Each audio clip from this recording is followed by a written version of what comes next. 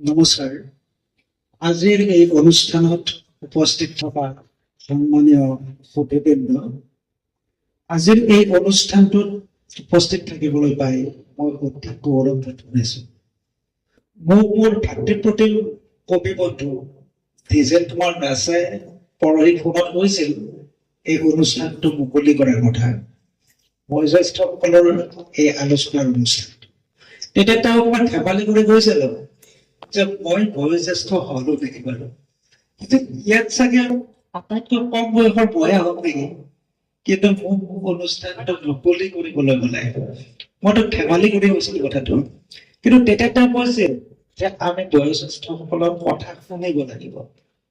আচলতে কথাটো হয়, আমি যিসকল ডেকা চাম হৈছো আজি প্ৰজন্মটো, তেওঁলোকে পুৰণি চাপৰ জ্যেষ্ঠসকলৰ হাতত হাত ধৰি আগবাঢ়ি যাব লাগিব।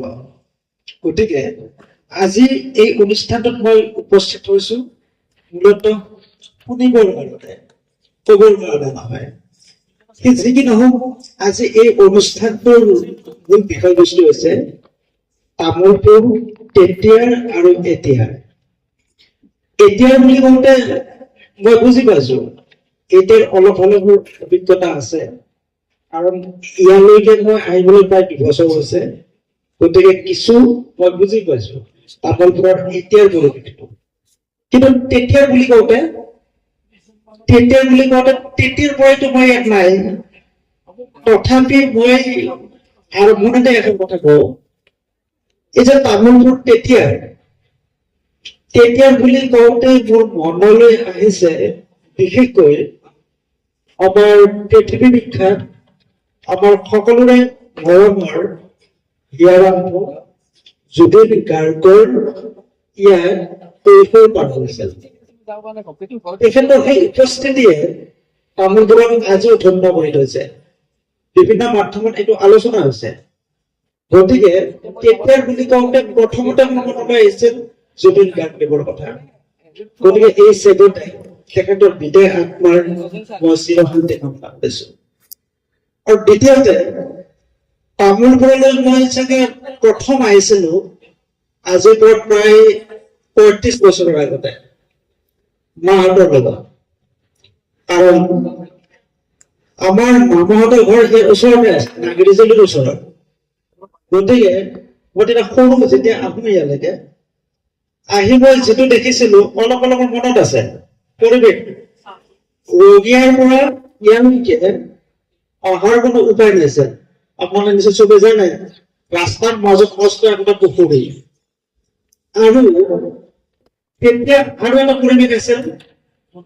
মই নিজে ভুক্তভোগী, যেতিয়া মামাহঁতৰ ঘৰত 2টা বা 3টা ৰাতিৰ কাৰণে আহিছিলো, হঠাতে এনেকুৱা হৈ যায় আজি বোলে কোনোবাই বন্ধ দিলে, 10-15 দিন পুৰা বন্ধ হয়। আমি খোজ কাঢ়ি নাওঘাটা হৈ পেলাই গুচি যোৱাৰ অভিজ্ঞতাও আছে।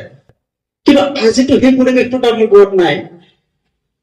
তেতিয়াৰ আৰু এতিয়াৰ বুলি কওঁতে এটা কথা আমাৰ মনলৈ আহে, পৰিৱৰ্তন। আজি পৰিৱৰ্তন হৈছে সকলো দিশতে, যাতায়াত বুলি কওক বা শিক্ষাৰ ক্ষেত্ৰতে হওক বা স্বাস্থ্যৰ ক্ষেত্ৰতে হওক, সকলো দিশতে আজি পৰিৱৰ্তন হৈছে। তামোলপুৰত বহুতো আগবাঢ়ি গৈছে। তামোলপুৰত চিকিৎসা মহাবিদ্যালয় হবলৈ গৈ আছে। 2 দিনৰ ভিতৰতে, কম সময়ৰ ভিতৰতে এইটো উন্মোচন হব।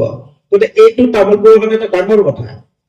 যিটো সময়ত আমি গাঁতৰ ওপৰত পাৰ হৈ আহিব লগা হৈছিল, সেই পৰিৱেশটোৰ কথা ভাবক আৰু আজিৰ এই পৰিৱেশটোৰ কথা ভাবক। গতিকে এই ক্ষেত্ৰত তামোলপুৰ সঁচাকে ধন্য হৈছে।